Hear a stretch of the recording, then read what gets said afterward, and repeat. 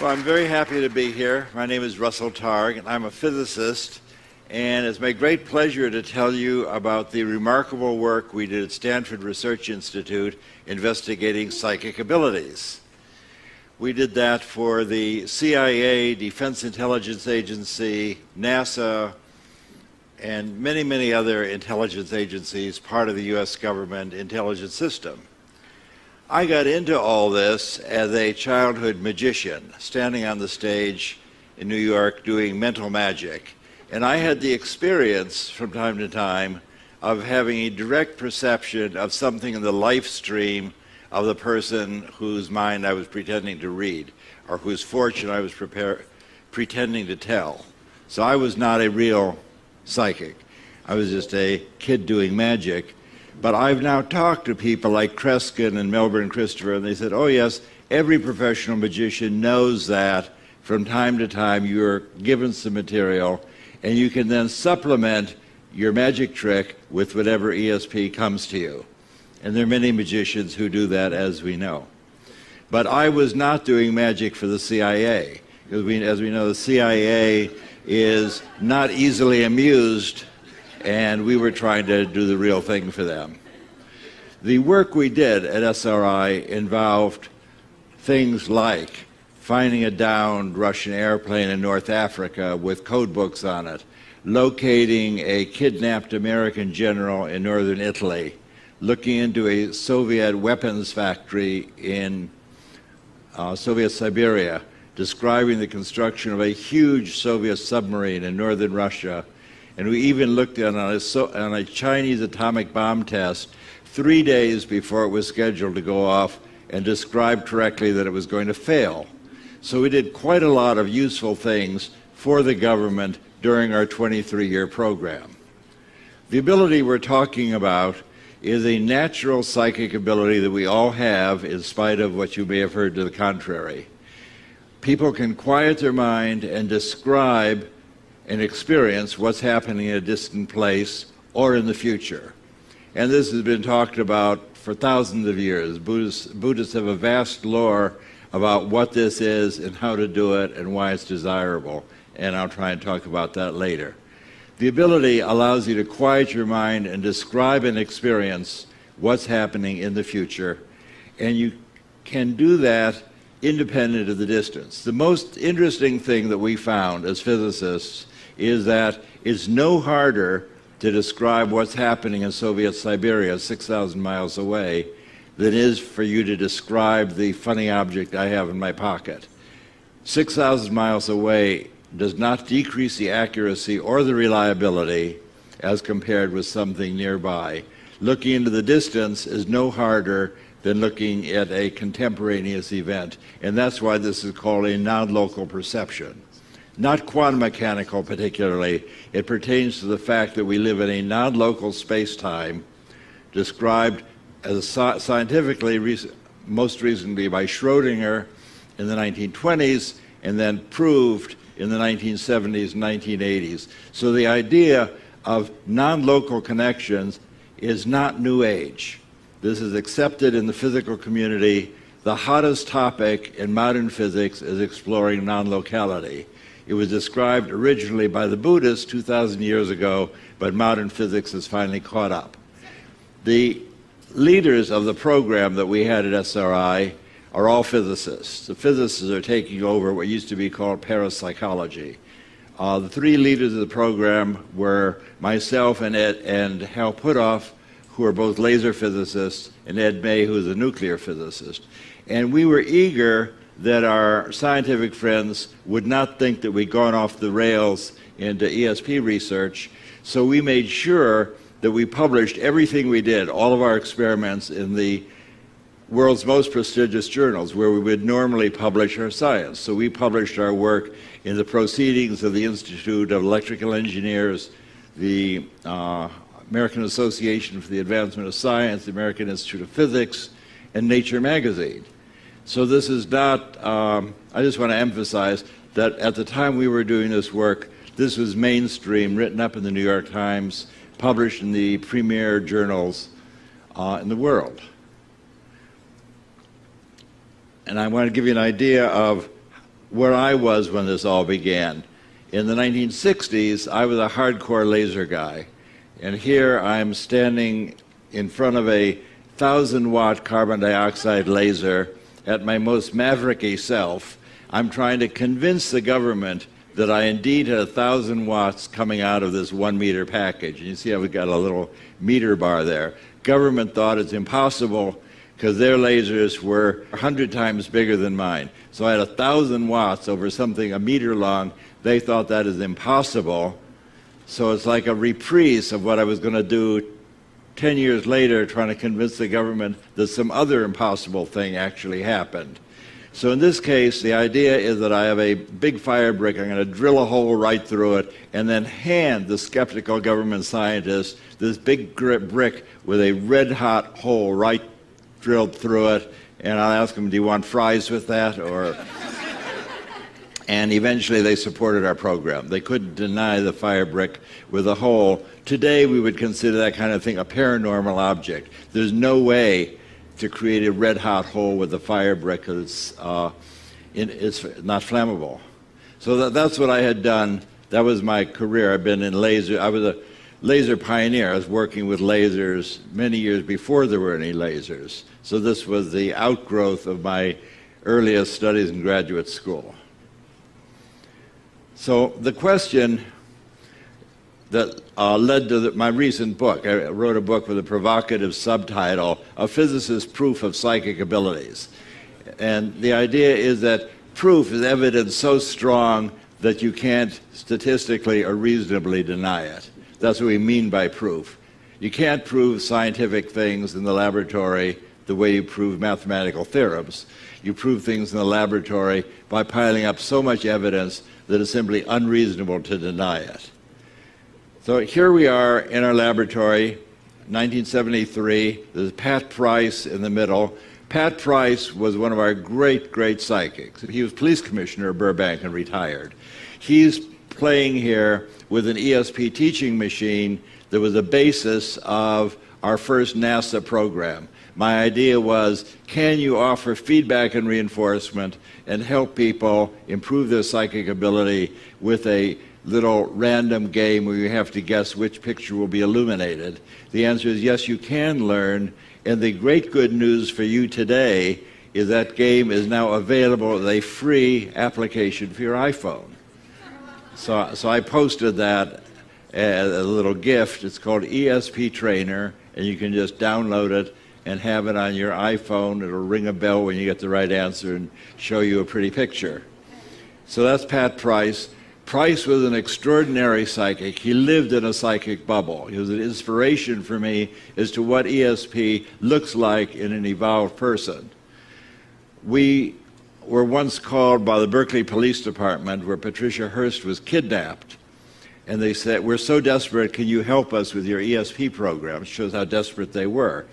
And Pat Price and Hal Puthoff and I drove to Berkeley, and Price said, let's see your mug book. He's a no-nonsense guy, had been in lots of police stations. I want to see the picture book with all the usual suspects. He turned the page, page after page, and said, that's the guy, that's the ringleader. And he put his finger on Donald DeVries, who was indeed the ringleader. It was extraordinary. But they learned that only 2 weeks later. The police said, well, can you tell us something right now that'll help us? And Price said, would you like to know where the kidnapped car is? And they said, you're kidding. He said, well, so if you drive about 50 miles north on Bayshore Free on Highway 101, the kidnapped car is a white station wagon. It's on the right, parked by a diner across from two large white gas storage cylinders in the pedestrian overpass across the freeway. And one of the detectives said, well, I know where that is. That's on my way to my home in Vallejo. 20 minutes later, they had found the car, and there are still cartridges rolling around on the floor of the car. That's as close to magic as I've ever seen in my 20 years in the laboratory. And the other folks there are Bob Monroe, who wrote about journeys out of the body, how to go from remote viewing to an out-of-body experience, but that's outside our schedule for today. And I'm on the right 40 years ago, and what that shows is that if you live long enough, you get to do a lot of interesting things. So this is the first in a series of experiments we did over a course of a decade, and it's basically what convinced the CIA to give us money. That is, what we played is a kind of psychic hide-and-go-seek, and all the pictures I'm going to show you are like this, so I won't reiterate. The way it works is Pat Price, or the psychic of the day, is in a shielded room, electrically shielded room with me, and Hal randomly is sent to an undisclosed location, random target picked by the lab director. He generally will go with the colonel from the Army or a lab director or a contract monitor. In this case, they went to a swimming pool complex called Rinconada Park. Price with me said, I see a water purification plant, I see a square pool 65 by 80, and a round pool 100 feet in diameter, and 2 water storage tanks. That's what I see, and that's what he drew on the right. Actually, they had gone to the swimming pool complex, and when we got there for feedback after the experiment, we saw the swimming pool is really 110 feet in diameter, and the rectangular pool is 75 by 100. So viewed from 5 miles away, he had the dimensions architecturally correct to 90%. Now, he had added in these 2 water tanks, which are on the right side of the picture, which are not at the location. And it's not a water purification plant, it's a swimming pool. However, and that's a story I would tell up to about 10 years ago, when the city of Palo Alto sent us a picture book showing what the city used to be like 75 and 100 years ago.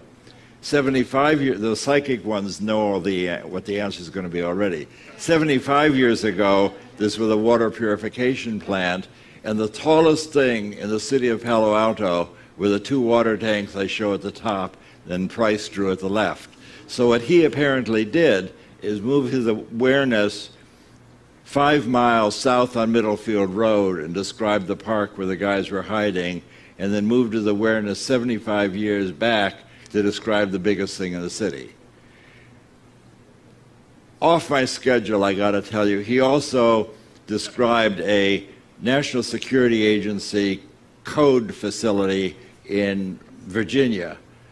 And he described that and was able to read the file folders. And people wanted to know, why did you pick this to read? And he said, well, the more in psychic space, the more you hide something, the brighter it shines. So let that be warning to anybody who's having an affair.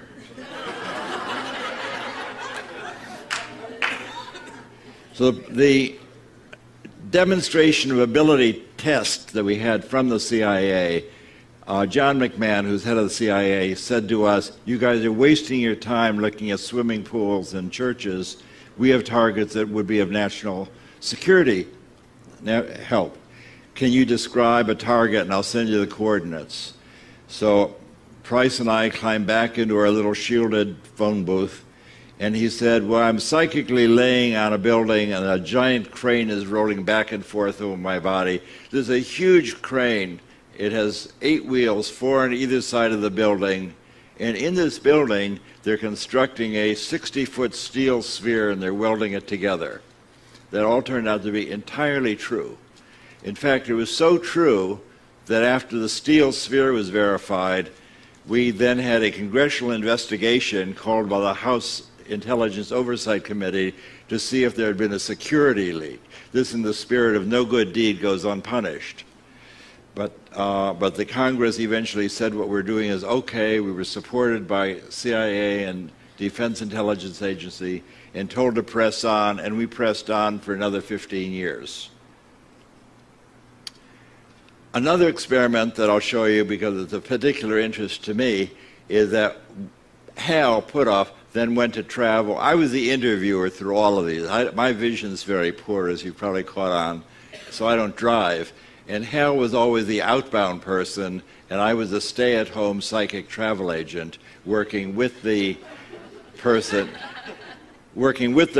trying to elicit a description of the distant place.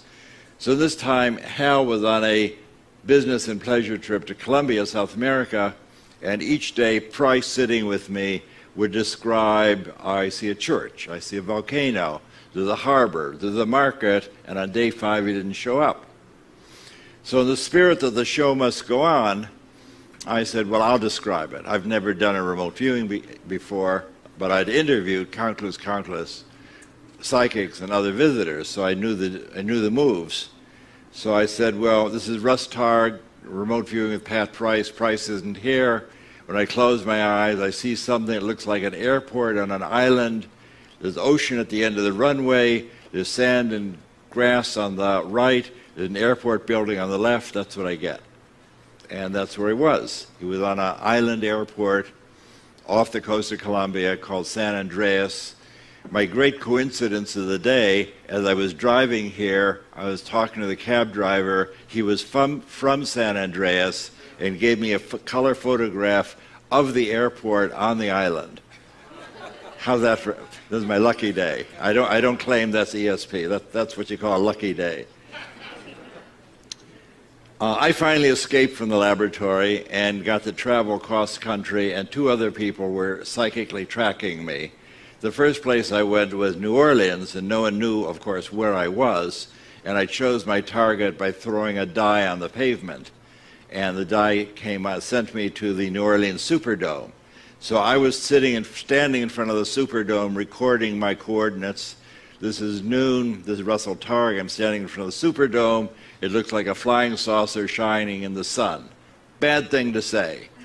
Back in the laboratory, my friend, another physicist, Gary Langford, very psychic, straight-up physicist, was working with Elizabeth Rauscher, who interviewed him. She's another physicist. All these people are professional physicists interested in the psychic stuff.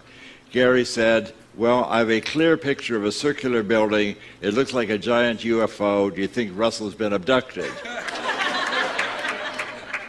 So Elizabeth said, just tell me what you see, make a drawing. And of course, his drawing was a remarkably accurate. This was his also first remote viewing. Gary just came in and said, well, I've been doing this all my life, avocationally. That's how I was an analyst, photo analyst, looking at specks of buildings and describing what's inside. So he was experienced to look at fuzzy images, but here we just took away the image, but it didn't interfere with his ability at all. Our great pleasure was then to have this Army intelligence ask us to train, to set up a psychic Army Corps, something like in the men who stare at goats, but not quite. No goats were killed in our program. But we chose 6 Army officers to work with us from a big group that we interviewed, Hal and I interviewed. One of those was Joe McMoneagle, Joe is still alive and is probably the greatest living psychic today, prodigious psychic. And his first trial, sitting with me, what's this remote viewing stuff? All of these people are basically tough Army officers, showed up in their boots and leather jackets and their patches and their backpacks. What's this psychic stuff? What do you want me to do? Betting their careers that this is a new, interesting juncture for them. So I described remote viewing, as I always do. I've been doing workshops now for 20 years. My ritual, the shibboleth, is close your eyes, quiet your mind, and describe the surprising pictures that appear in your awareness. Don't try and name it. Don't try and guess. Just describe the surprising images. And that language was understood 1,200 years ago and appears in Patanjali's guide, Self-Liberation for Seeing with Naked Awareness. If you want to move from suffering and conditioned awareness to freedom and naked awareness, sit down and shut up and quiet your mind, stop naming, stop guessing, and you're on your way. So that's what I'm still telling people following the 1,200-year-old guidebook. As an author, it's very nice for me to see a book still in print 1,200 years later. It gives me courage that my books will be around. So Joe drew this picture. He said he and his colonel went with Hal Puthoff. And Joe said, I see a building with stripes in front and a long portion behind and a little fountain. He drew what was there, and of course the judges had no problem matching that. With our 6 Army officers, that I'll describe later, there's 6 people who had never done this before. I had them each do 6 trials a week, and we had each one, so we had 30 for 6 weeks, so we had 36 trials.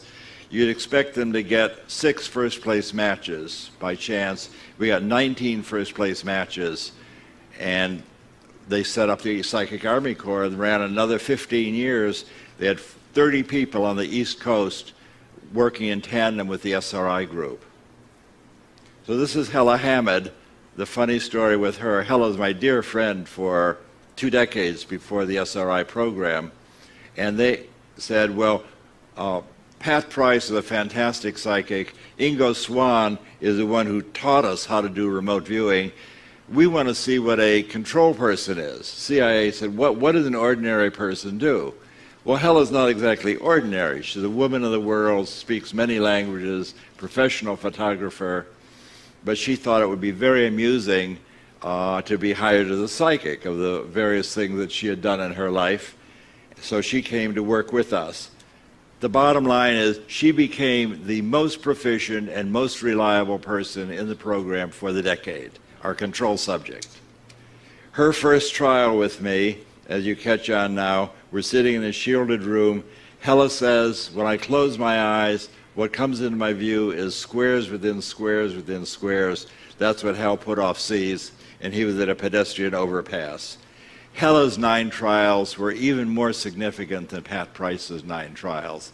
In Price's, the judge guessed 7 of them first place match. What that means is that if Hal Puthoff had been separated, had been kidnapped 9 times in a row, Price would have found him 7 out of the 9 times the first place he looked. Very remarkable.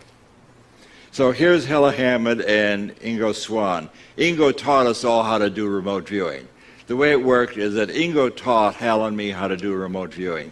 Hal and I taught the 6 Army officers. The Army officers taught the world. So if you look at Google right now, we're still up on Google, and search for remote viewing, you'll find more than 2 million pages dealing with remote viewing, operational things to do with remote viewing. 2 million pages is quite a lot of pages for something that many people don't think exists. So at the end of the decade, reason for showing this is people get better in remote viewing. There's no decline effect. So at the end of the decade, we're still doing experiments with Hella, who is a kind of technophobe. She can change the batteries in her light meter, but she's a non-technical person. She finds physicists very amusing in their unworldly ways. But in this experiment, we gave her the coordinates for this in binary form. Someone was concerned that maybe she had memorized the globe. So we gave her the coordinates 1001110 west, 11 something north. She said, well, that's a pretty pattern. What comes to mind is a belly button shaped energy expander. This is your photographer, your artist, belly button. The target is the Berkeley Bevatron, which is indeed an energy expander. And she drew this middle drawing with the 4 beam tubes coming out of it, going to a target building, and the belly button shape is the Bevatron. And the picture from the laboratory is shown on the left. Now, I'd been looking at this picture for a decade, and it occurred to me as I'm writing my current book that my opinion, see, everything I told you up to now is true. My opinion on this picture is that she wasn't actually looking at the site, which is a big mass of concrete and steel, but she was looking 10 minutes ahead at her feedback picture, because her drawing is anomalously accurate to the picture that we showed her at a later time.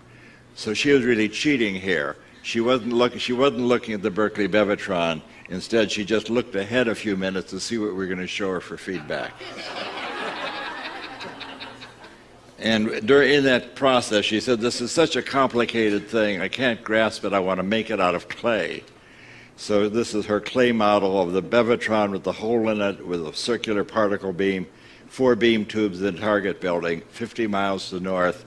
She absolutely had never seen a Bevatron before. And of course, the people interviewing her had no idea what the target was.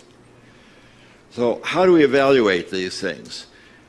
The effect size is a measure of the power of the experiment you're doing, not necessarily the statistical significance. You can inflate your statistics by doing millions and millions of trials. The effect size takes out the fact that you've done millions of trials and says, how powerful is this experiment?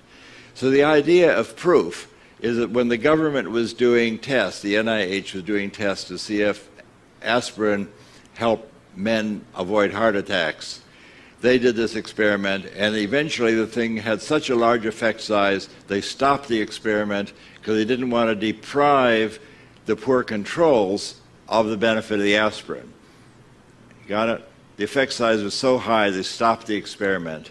The effect size got all the way up to 0.06. And here's the NIH report where the effect size is 0.06 standard deviations. All of our experiments exceed that by a factor of 10. So if the NIH thinks that this is my little argument for proof, if the NIH thinks that they have proven that all of you should be taking aspirin and the experiment is so strong you got to stop it and give aspirin to the poor controls, that's what they mean by proof. Stop the experiment as proven. Our effect size is 10 times what they had. So in our experiments we did with Pat Price, were significant at odds of almost 1 in a million, more than that 1 in 100,000. His effect size was more than 10 times the NIH. So this by itself is an experiment more than 1 in 100,000. In Hella Hammond's experiments, it was even more significant than Pat Price's experiments, even though she was a control subject.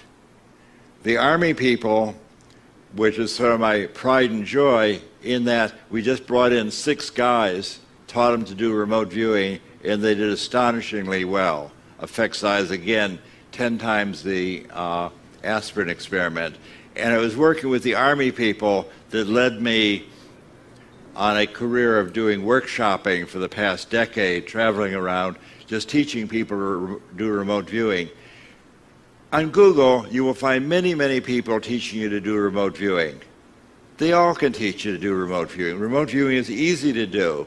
I have a chapter in my book where it describes if you work with a friend, you can quickly both become psychic. Remote viewing is a natural ability. You don't have to eat porridge at the feet of your guru or pay anybody thousands of dollars. This is a natural ability like vision or hearing. Psychic abilities are not sacred. They're abilities. They allow you to experience all kinds of remarkable things. And I'll talk about that in a moment. But here are all these guys, highly psychic. At the end of our program, right after I left, I formed a little organization called Delphi Associates. We were using remote viewing to forecast silver futures, working with an experienced remote viewer. We did 9 forecasts, whether silver is going to go up a little, up a lot, down a little, down a lot. All 9 forecasts were correct. We made $120,000, which is a lot of money in the 1980s. And we're on the front page of the Wall Street Journal, BBC Horizon, Nova made a film about us. In the 1980s, ESP still existed. And there are now many, many organizations and groups of people using this associative remote viewing, which is invented by my friend Stephen Schwartz. It's a way of, even though you can't read psychically, it's a way of making substitute items for what you want to know. I can't explain that. You have to read my book, has a chapter on associative remote viewing, which is an easy guide to investing in the market. You do not have to give away your mind to be psychic. That's not required. You can be discerning and be psychic. I recommend that. So you have to decide now. I've given you a sample of what we did during the first decade of SRI. We did experiments for the government. We did operational things, finding all sorts of, we even looked in on the American hostages in Iran. And described that one was going to be evacuated because of illness. So you have to decide, is the statistical evidence from our experiments at SRI strong enough to make you think that something like ESP really exists? Or do you think it was just our lucky day and we were successful in fooling the American intelligence establishment for 23 years? and live to tell the tale. So you get to decide which of those is more likely. Now, you can use remote viewing these days to find your car keys. We just had an example of using remote viewing and not finding the car keys, and that happens also. Or you can find a parking place, even in Los Angeles, and we were exemplary successful doing that yesterday. So you can find your car keys, find a parking place, you can make money in the stock market, and my opinion is that the most important thing you can do with remote viewing is discover who you are. Now, it's important for me to tell you that remote viewing is not a spiritual path. But if you learn to quiet your mind and move your awareness into timeless awareness, you are likely to begin to experience things that surprise you, give you another view of reality. For example, if you look in the mirror in the morning and think that who you see in that mirror is who you really are, you're in for a lot of suffering, in my experience. My opinion is that who you really are is non-local awareness, independent of space and time. You are that awareness that allows you to move your experience, to move your consciousness, to move your perception anywhere in the world, independent of space and time. And this was described in great detail, as I mentioned, by the great Buddhist teacher Padmasambhava in the 8th century, where he said, you have to give up your desire to name things and grasp onto them and guess what they are, because in the universe it's really empty of names, as you may have noticed. But you can give up your desire to defend your ego and what it says on your business card in conditioned awareness. And if you think that you may not be made entirely of meat and potatoes, then you can move your awareness into naked awareness, experience the universe as it is, and find a transcendent way to experience the world. And my invitation for you is to explore this transcendent place, and then as a scientist next year you can come back and tell us what you experienced. Thank you.